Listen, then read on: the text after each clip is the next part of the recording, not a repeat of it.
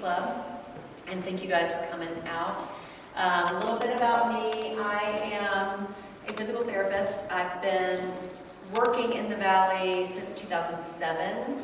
I have been a physical therapist since 2003, and I've owned my own practice since 2013. I have two practices, one in Wilson and one south of town, and I also own a nonprofit called Watershed Jackson for athletes with traumatic brain and spinal cord injury. So that's how the concussion management came to be.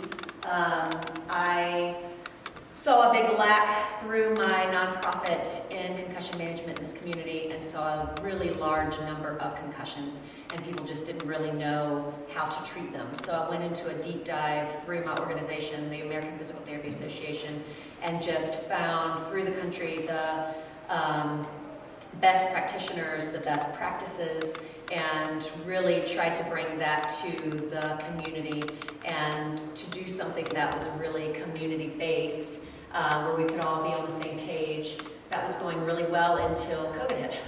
So COVID derailed us quite a bit, and since then, healthcare has changed quite a bit for rehabilitation, but this information is still there, and we're still trying to gain momentum for it, but the change really happens less with me barking my change orders and more with the parents. So it's great that you guys came, and the kids, the new generation. That's going to be what propels this information and has the momentum to really treat people the way that they need to be treated following a concussion. Okay, so my goal in this is really to give you some usable information, to tell you a little bit more about how, as a clinician, we treat concussion in our practice and what you can do at home and what first steps are following a concussion, whether it's a small sport-related concussion or something a little bit bigger. Okay, so a little bit about my organization.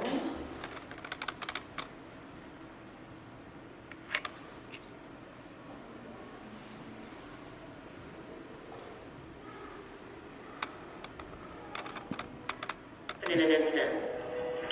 Traumatic brain injuries affect you, your teammates, friends, and family members. Watershed Jackson aims to educate families on how to be more aware of concussion symptoms during critical situations and how to better problem solve following a suspected concussion. We also focus on sharing this education throughout the community in order to foster a more widespread understanding on how to identify a possible concussion or mild traumatic brain injury and what to do next. Okay, you can obviously see that that happened during COVID, is what it is. All right, so this is Kevin Pierce. He was the top snowboarder of the world in halfpipe. He was training for the 2010 Olympic Games, and he was favored to win against Shaun White. And he had a wreck in the halfpipe right before those games, and it really changed his life. He was at the top of the sport, and if you have a chance to watch his documentary, The Crash Reel, R-E-E-L, I highly recommend it. It's really powerful and really shows what can happen in just 1 second. So it was, this is like his career is halfpipe, and you are in the halfpipe over and over and over and over again, and they're so used to being in there, they're so used to those tricks, and in one instant, everything just changed. All right. So, incidence, mechanism of injury. What I want y'all to see here is, really, this is the age group that we are talking about, 5 to 14 and 15 to 24. And we're looking at, if you're younger and if you're older, all the red is falls. That decreases in here, and what we're looking more is struck by or against something. There are some falls, but we're kind of thinking in our sport what we're seeing as far as concussions.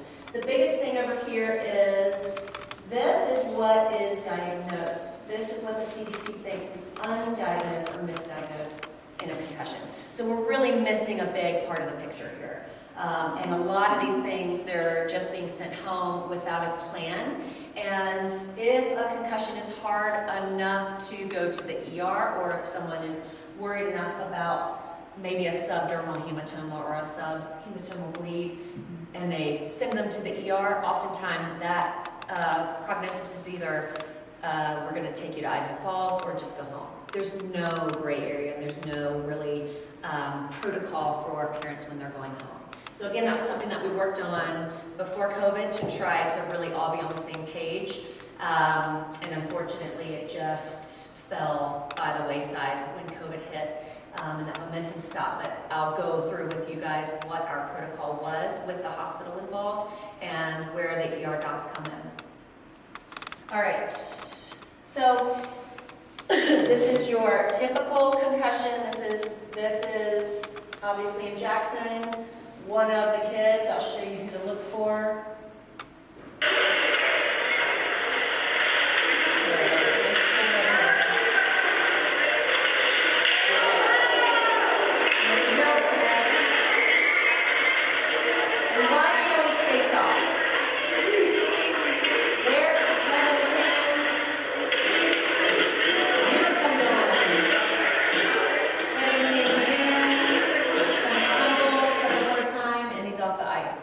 Well, I get the call after this game.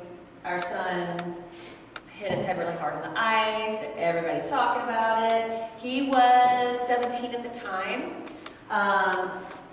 She was like, he wants to know if he can go on the pass tomorrow and build a kicker with his friends. And I was like, no, he can't. And he did. So that second impact is a huge deal here as well. So we'll talk about second impact a little bit more, but typically my recommendation as a clinician is the first 48 hours, no matter what, we need to be keeping an eye on these athletes, and we need to be making sure that there's nothing that gets worse over time. If something swells, it swells and swells more and more. So sometimes at the beginning, a small bleed might not seem like a big deal, but over time that can get bigger and bigger.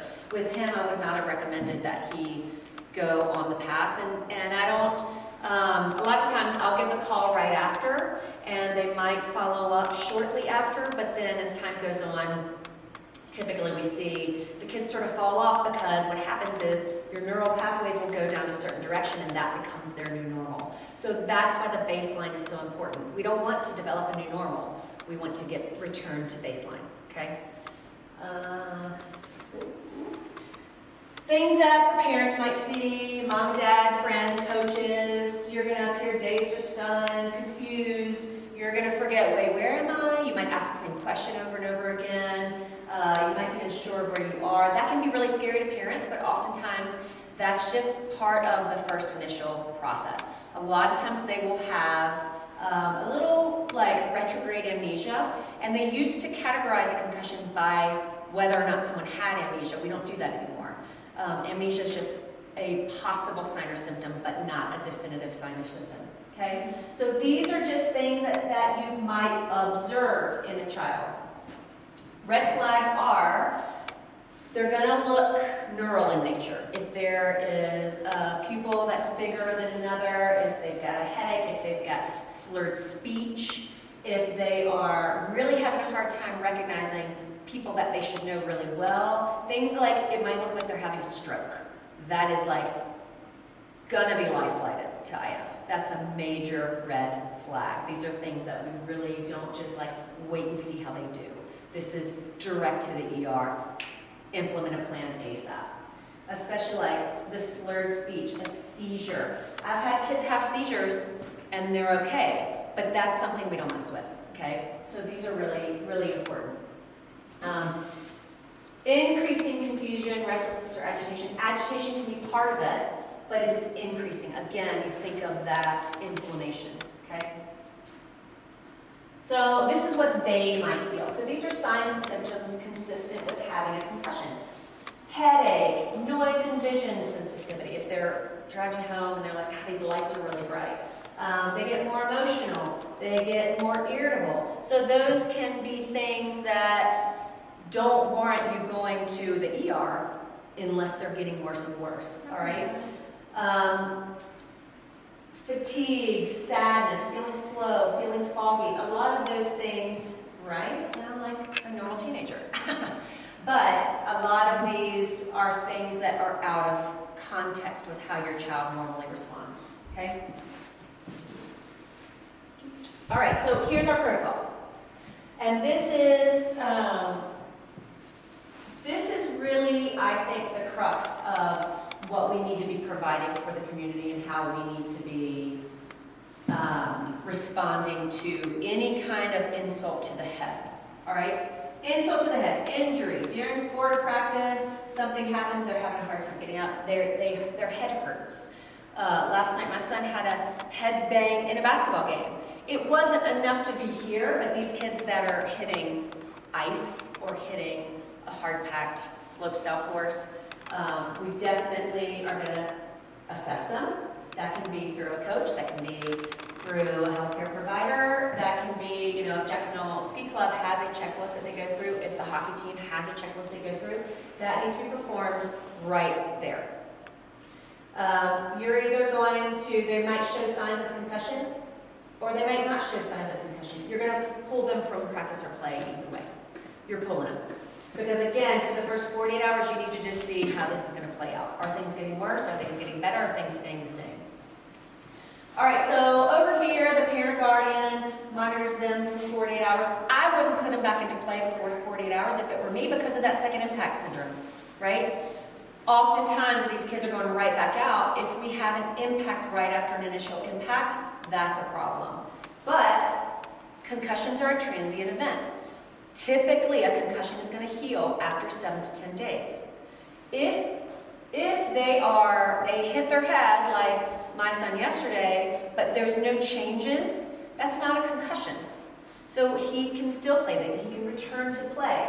But if they've hit it hard enough that there's concern, we need to pull them and monitor them for 40 hours. They don't need to be going back out, in my opinion. Now, if they do show sign of concussion or they fail the King-Devitt test, which we'll talk about in a minute, then we start our post-concussion management, all right? At this point, the coach is going to let the parent or guardian know what's going on. The parent or guardian is going to monitor them. And then over here, the parent or guardian will either make the decision not to take the player in for medical evaluation, or they will. We don't recommend this, right? Because you want a healthcare provider to go through the steps and go through the trajectories and let them know what they're seeing. And we'll talk about the trajectories in a bit. But that there is no law in the state of Wyoming that keeps a parent from making that decision, okay? If they do take them in for medical evaluation and there's no concussion signs or symptoms, that, I usually say the primary care physician or their pediatrician needs to make that call. They can decide whether or not the child is okay to return to sport. And then they can return to play. If they are diagnosed with concussion, then they're treated. This is where I come in. So they're treated by a healthcare provider, either a physical therapist, occupational therapist, speech language pathologist, neurologist, ophthalmologist, migraine specialist, depending on how they're presenting.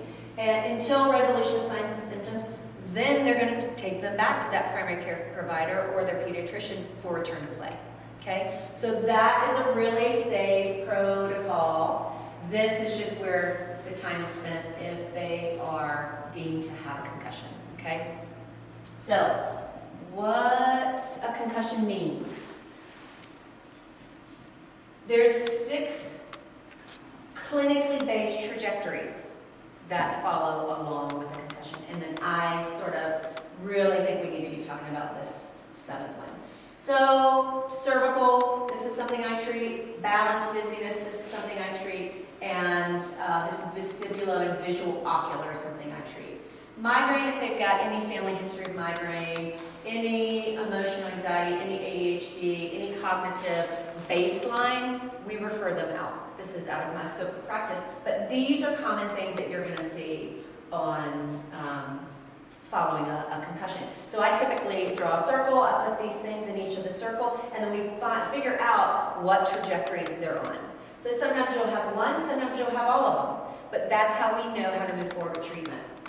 But this autonomic dysregulation, this is a big deal. So right after a concussion, oftentimes you'll hear someone say, gosh, I'm so cold, and they're shivering. Or when they get hungry, they're super hungry. Or when they get tired, they're just completely tired.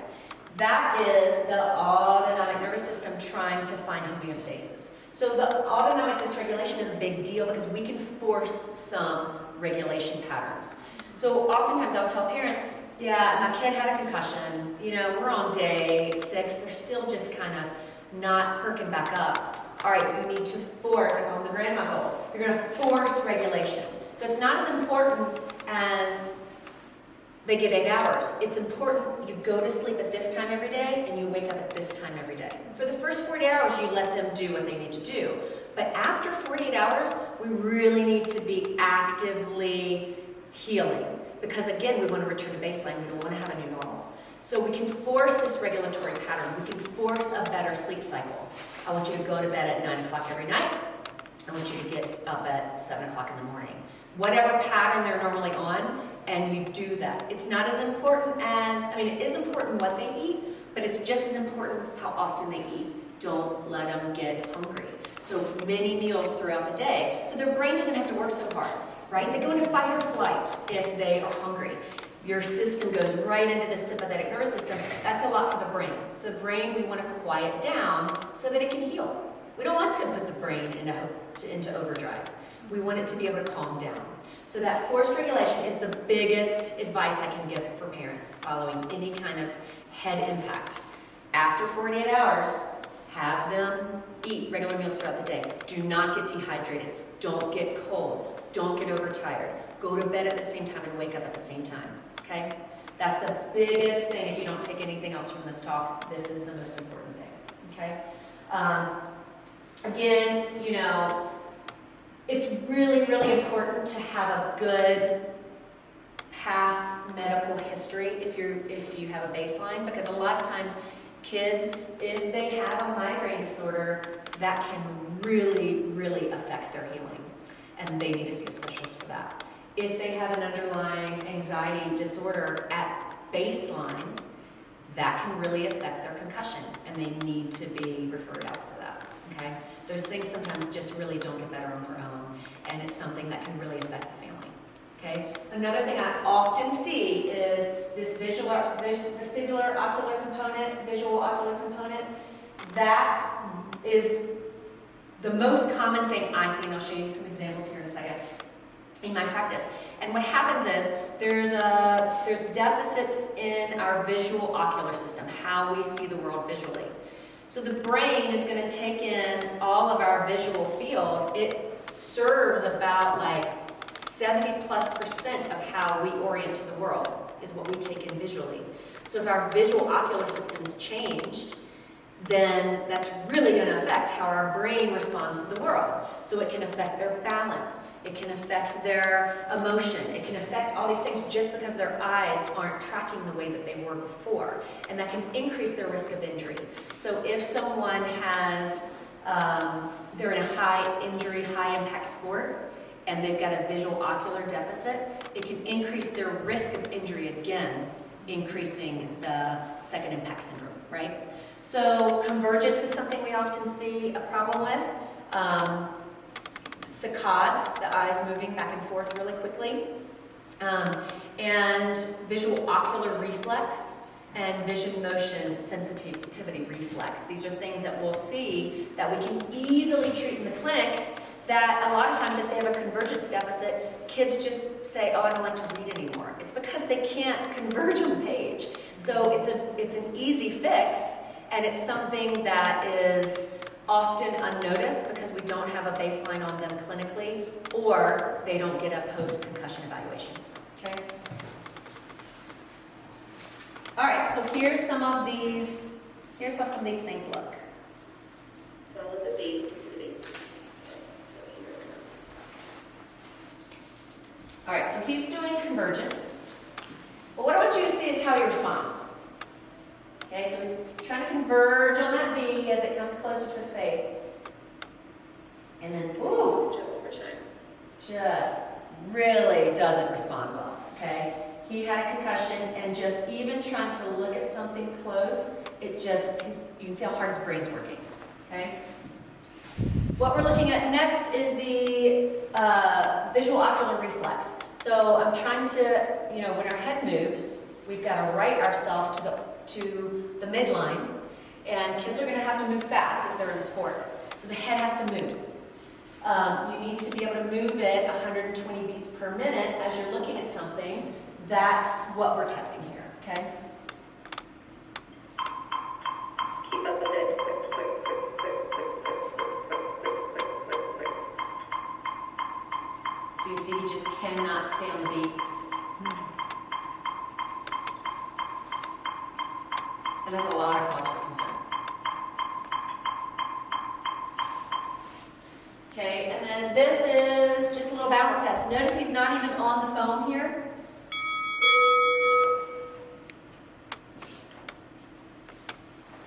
So he's got his hands on his hips and his eyes closed, but look at how many times he has to tap his foot down on just a simple single leg stance. And he's a really good hockey player.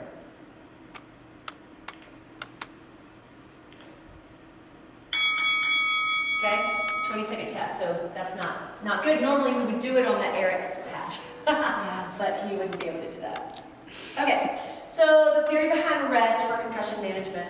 Rest is, everyone says, oh, they just need to go in a dark room and rest. Well, that was just ruining people, especially kids. They were not returning to baseline. We were not doing active recovery, and it was really, really detrimental to their healing. So there is an energy deficit within the brain with concussion called the neurometabolic cascade. It's important to be aware of that, but after a certain amount of time, that again becomes your normal, what you can take in. So if light is really noxious to you, and then we only accommodate by making things dark, think about how hard it is for them to go out into the bright again, or go into Albertsons. It becomes harder and harder. So that's what our body and our system is able to adapt to. It adapts to what we give it. So if we're only giving them darkness and rest, they can't go back into the real world without feeling really overstimulated. So what we typically will do is, I say to people, let's think about a stop sign, right? Red light, yellow light, green light. It's not great to put them into the red because that's overstimulating. It's symptom-based treatment. But it's not good for them to stay in the green all the time either. So we go into that green-yellow, knowing that once we bump into the yellow where they start having some symptom provocation, they're able to come back down to the green. So whatever that is for them. For some people, it's just closing their eyes and putting their palms in their eyes. For some people, it's essential oils. For some people, it's just calming the system down by putting calming music on. For some people, it's a walk. It just depends on what that is for that person. And how we progress their exercises is symptom provocation based. So at first, we'll say, okay, make sure there's no big sounds in the background. And then once they can do this activity without sound, now let's turn on the radio, okay? Or let's have them do that while you're making dinner and people are talking. Okay, now let's do it, turn up the music, people are talking, and then quiz them. So we have that progression to get them back to what they could do before. Because if we were just resting them, that was just really, taking away a lot of their quality of life. And sometimes for good. All right, it's important to get the early ample rest, but after that, we need to progressively return back to baseline. All right, so here's a couple examples of things we do in the clinic. There's some balance variations. Again, we'll start them in a very calming environment and do your exercises there, like really focus on it. I had an athlete today who she blew her ACL. It's not even a concussion thing, but she is doing ski fit and she's like, yeah, this leg, I really have a hard time standing on it. And I'm like, okay, you need to look at one spot, and then work on your plyometrics with your single leg. Then after that, I want you to look where you're going. And then after that, I want you to look opposite of where you're going. right? So we do these progressive builds and rehab to get people to be better athletes. She's a professional skier. So even professional skiers, and even after something that hasn't affected their brain, you need that neuromuscular re-education. You need that neural feedback, okay? Because the brain will adapt to what you give it. All right, these are some of the exercises that we do with the eyes. There's a convergence with pencil push-ups. We do saccades where we send that home, and we prescribe that progression. And we prescribe where they should start with their beats per minute. We prescribe whether it needs to be seated or standing or single leg with background noise, okay? And with cognitive drilling. So sometimes I'll have people with a tennis ball with different letters on it, and the kid will bounce the tennis ball, and they pull the letter, and the mother says, you know, food. And so whatever letter they see, they have to say a food, or they'll bounce it, a name. And then they'll have to say, like, okay, Diane, right? So you can quiz them while they're doing something, balancing, while they're moving their head for that ocular reflex, okay? All right, so this is John Letty in the background. He's doing what's called a Buffalo concussion treadmill test.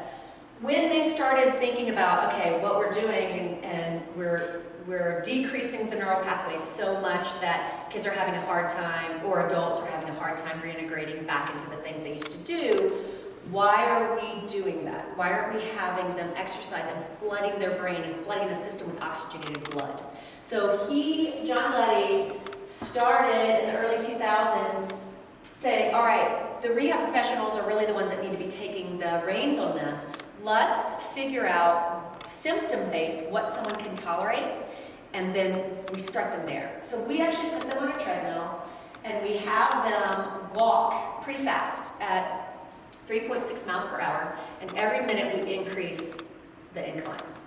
And so once someone gets to a certain threshold, it's like 17 out of 21 rate of perceived exertion, or if they're just like, I'm done, we stop them, we take a measure of their heart rate, we take a measure of their blood pressure, and that is their heart rate max. So we don't do an age-based heart rate max, we do a symptom provocation heart rate max. So I'm getting a headache, I'm getting nauseous, I'm getting dizzy at, 11% incline, and at this percentage of heart rate. So then we can say, all right, that's your heart rate max, it's at 124 beats per minute. We're gonna give your exercise parameters at 60 to 70% of that heart rate max. And I want you to do that every day. Every day, at least 30 to 45 minutes a day. I want you to maintain 60 to 70% of your symptom-provoked heart rate max.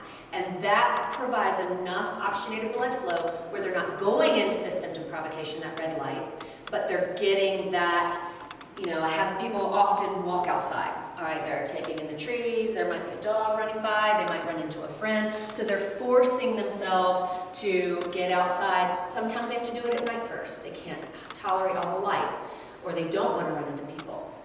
It's a more controlled environment, but I want them to have that heart rate every day to bring that blood flow and push that stagnant blood out, and really help to promote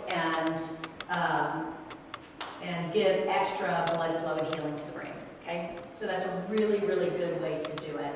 And what they found is, especially with athletes, getting them back to their sport early is really the key to them healing quickly.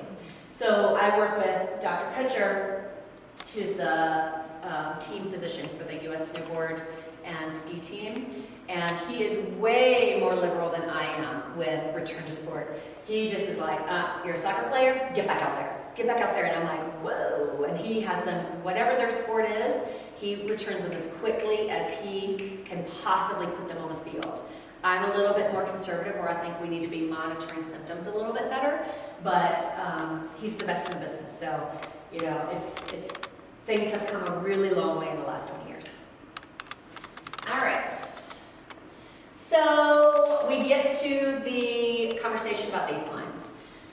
With the ski club and with most team sports, The baseline of choice is the impact. The impact is, in my opinion, it's a neurocognitive, neuropsych baseline test. We don't have a neuropsychologist in Jackson. There's nobody reading these things. So it's just a box to check. Now, when you have a club with 500 athletes, it's an easy way to check that. Impact does nothing for me. I've been doing this with my own clinic since 2013. I've been a physical therapist in the Valley since 2007. I've never read an impact on a kid, and I'm one of 3 people trained to do it in this town. So if that tells you anything, we're just not following up. So typically, if I see a kid, they have a baseline that we do, great. I have something to get them back to. But with the impact, I just don't have a lot of information. That does not mean that every kid needs to rush out and get a pre-concussion baseline. It really doesn't. And I think that the ski club does a great job and the town does a great job of having everyone have something so that everybody is aware and talking about it. But the impact is a tricky one for me personally. What we do with our baselines is we do what's called a King Dievik sideline concussion tool. It's the only baseline tool backed by the Mayo Clinic, and it can be done right on the field. It can be done as young as 5 years old. It takes under 5 minutes. Super quick and easy tool to use both pre and post concussion. They also do a balance test. Both of those are online, so I can really quickly get to that information. The VOMS test, it needs to be done by a healthcare provider. That's where we're testing the eyes. A neuroscreen is a really good thing to do as well, but that takes time. That would be for your high-risk athletes and you wanted to do a pre-concussion evaluation. That's what we would include. Cervical screen as well. And the last thing that I would put in there as well is a past medical history, like I was talking about before. If they have ADD, if they have a migraine history in their family, but they've never had a migraine before, that's going to affect them post-concussion. All right, some of the downsides to doing a clinically based concussion baseline are we really just don't have the resources. When we were doing this with the hospital, we had clinicians from every clinic and St. John's and the smaller St. John's clinics coming in and helping us, and it was great. And it was all volunteer-based, but it's really hard to recruit all of that. It's like someone would need to do that job, and I just couldn't do it all to try to contact all the clinicians throughout town and like, yay, this is going to be great, and talk to all the pediatricians and talk to all the ER docs and talk to everyone with the other things I was doing. Somebody needs to take that over, and hopefully that will happen. It's happening in Pinedale. And they are using the King Dievik, and I've talked with them a bunch, and they are in conjunction with their hospital, but they're a little bit smaller of a community. I think Jackson can do it. It would just really take the right person to want to take that on. And then we've got the resources to do that, but it is it's a lot of prepping and planning throughout the year. All right, and then also you do really need to have it organized, and you need to have healthcare providers to be given that visual ocular screen. Okay. All right, so this, I think one of my kids gave me this video. This we all have in our families, if you're sitting in this room, okay? And so this is a really great example of what's happening when we're not watching and we're not there. And I want you to pay close attention to the person that is filming this and what they sound like.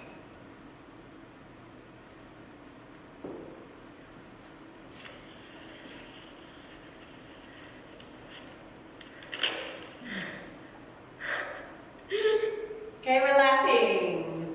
This is so scary to me because this, the snow's kind of nice, but this is just 2 kids out here together. And if something went down and if this kid started throwing up, the person behind the camera wouldn't have a clear plan of what to do.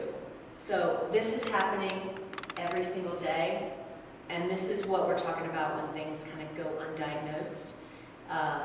This is My kids just on a Tuesday. So it's, and oftentimes they're like, that kid's not going to tell the filmer that he doesn't feel good. He's just going to go do it again. And, then the bowel system can be off, or the ocular system can be off. They could be getting a migraine. So it's really scary, but it's reality. All right. So referrals locally, we do have a lot of great local referrals. Emily Botner's just come back to our area. If y'all don't know her, she's fantastic, and she more deals with like the emotional issues. She's a pharmacological based nurse practitioner, and she specializes in concussion. Dr. Little and C.C. Tramber do a lot of, they understand the language we're talking about with the tests that we use. Martin Stern and Holly Reichert, they do a lot of the mental health, cognitive stuff. These physical therapy clinics all have practitioners that can treat clinically. Regionally, I send people to Dr. Kutcher all the time. He is based out of Michigan, but also in Park City. He comes to Park City once a month, and we were sending him so many patients when we were really working on this all the time and communicating with the hospital that he was getting Wyoming licensure. But after COVID, it fell off enough that, it's dried up quite a bit, which makes me a little nervous because, again, I don't think that there's less concussions. I think I'm just hearing about it less. Okay. All right, so a little word about, we are doing, this is Kate Zelef. We're doing a mouth guard study. She's in an avalanche here. You can see her tomahawking downhill. We have mouth guards with our nonprofit that measure linear and rotational velocity. We're measuring these guys in the backcountry to really find out what kind of impact they're taking. We don't know. There's no research on backcountry athletes. There's no research on mountain bikers. There's research on NFL, NHL, because there's a lot of money there. But those are linear hits typically. They're not rotational hits. And research has shown that there is more axonal shearing with a rotational hit than there is with a linear hit. So we're really trying to get as much data as we can. We're in our 5th season now. We're just probably going to switch mouthguard companies to the people that are in the press right now for having mouthguards on female rugby players in Australia. It's a great company. It's expensive. Each mouthguard is $500. We have about 15 mouthguards right now on our backcountry athletes, but I don't love the mouthguards now because they're boil and bite, and we want to get a little bit more precise with our measurements. So these are more digitally, they're coming in and taking dental scans of our athletes. So we're hoping to implement that this winter. But that's one of the fundraising efforts that our nonprofit does. We do a gala every year. I wasn't able to do it this fall just because there's so much going on with my business, but we're going to try to do it this spring, so look out for that. Okay. And then the last thing, this is a video shot by one of our partners, the High Fives Foundation. If someone has had a major brain injury or a spinal cord injury, in this area, the Mountain West, usually they'll go to Craig Hospital. And Roy Tuscany of the High Fives Foundation is their first resource to get them back to doing what they love.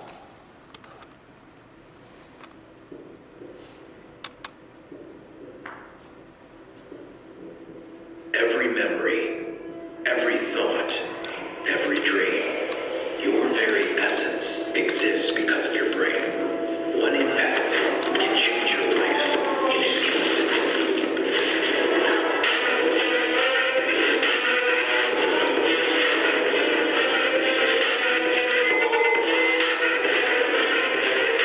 No matter the terrain, no matter the conditions, one piece of gear should always be worn.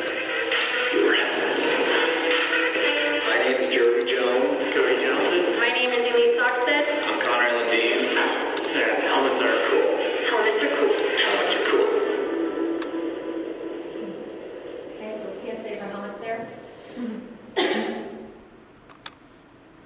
All right,